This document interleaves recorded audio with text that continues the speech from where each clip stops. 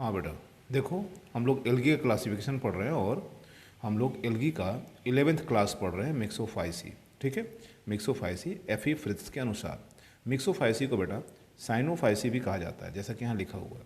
Myxophyceae एक well known group है शैवालों का, जिसको हम लोग साइनोफाइसी भी कहते हैं, और साइनोफाइसी के सदस्यों को बीजीय या नीला हरा शैवाल कहते हैं, ब्लू ग्रीन एल्गी कहते हैं या नीला हरा शैवाल भी कहते हैं।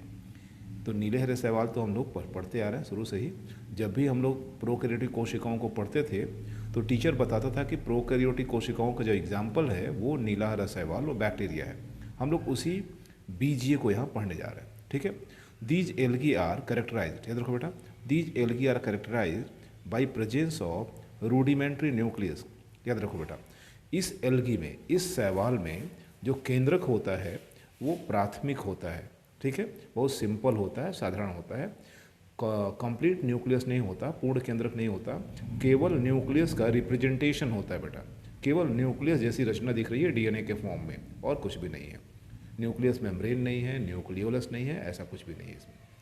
प्रोकैरियोटिक कोशिका होता है ये, and they do not have well organised chromatophore. याद रखो बेटा, ये जो एल्गीज हैं इनके पास वेल ऑर्गेनाइज क्रोमेटोफोर यानी पिगमेंट धारण करने वाली रचनाएं भी नहीं पाई जाती हैं। ठीक है, that is the cell organisation is prokaryotic. इनका जो कोशिकीय संगठन है, यानी इनका जो बनावट है कोशिकाओं का, वो प्रोकैरियोटिक कोशिका की तरह होता है बेटा।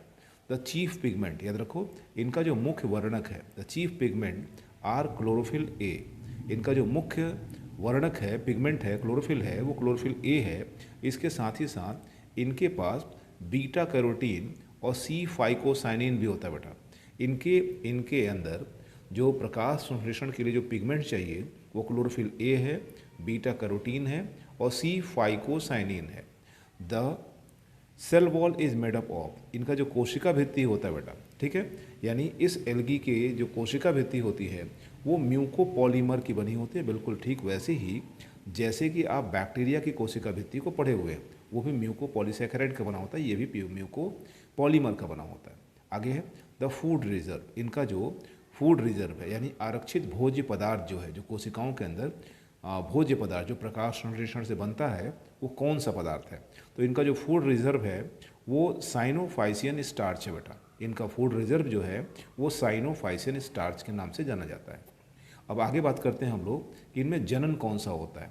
इनमें सेक्सुअल रिप्रोडक्शन इज एब्सेंट, याद रखो बेटा, यानी इन एल्गीज में लैंगिक जनन मोस्टली नहीं होता है। ठीक है, रिसेंटली हाल ही में किए गए कुछ रिसर्च जो हैं वो बताते हैं कि इनमें जेनेटिक रिकॉम्बिनेशन होता है, उसी को सेक्सुअल रिप्रोडक्शन मान लिया जाता है। आगे लिखा हुआ है asexual reproduction is by hormogonia and akinetes, याद रखो, और एक्वानिड्स। इनमें जो अलैंगिक जनन है वो हार्मोगोनिया में होता है, हार्मोगोनिया द्वारा होता है, जैसा कि हम लोग नॉस्टॉक में पढ़ने वाले हैं। ठीक है, इसके साथ ही साथ एकाइनिड्स बनते हैं, कुछ ऐसे बीजाणु बनते हैं जिनकी दीवार बहुत मोटी होती है, और ये बीजाणु जो स्पोर जो है, एकाइनिड्स जो हैं, वो अनफेवरेबल कंडीशन में बनते हैं। जब तालाब वगैरह का पानी सूखने लगता है तब ये बनते हैं। दीवार बहुत मोटी होती है, अंदर कोशिका जिंदा बची रहती है, और फिर जब अनुकूल वातावरण आता है तो खोल इनका कवरिंग जो इनका है वो डिज़ोल्व हो जाता है, घुल जाता है, और फिर से ये नए इंडिविजुअल यानी नए बीजीए को, नए एल्गी को पैदा करते हैं। ठीक है बेटा, आगे दिस क्लास कंपेराइजेज 5 ऑर्डर। ठीक है बेटा, इसको गूगल करके पढ़ लीजिएगा। दिस क्लास, इस क्लास के जो सदस्य हैं इनको 5 ऑर्डर में, 5 क्रम में बांटा गया है। इसमें से 2 दिया गया है और सब आप गूगल कर लीजिएगा। इसमें लिखा हुआ है क्रूकोकेल्स, और दूसरा क्या लिखा है, केजमो आइसोफोनेल्स। ठीक है, ठीक है बेटा, नेक्स्ट वीडियो हम जल्दी ही अपलोड कर देंगे, आप इसे ध्यान से देखते रहिए। पूरा एल्गी का सीरीज है जो फ्रिट्ज के 11 क्लास को हम डाल देंगे आपको। ठीक है।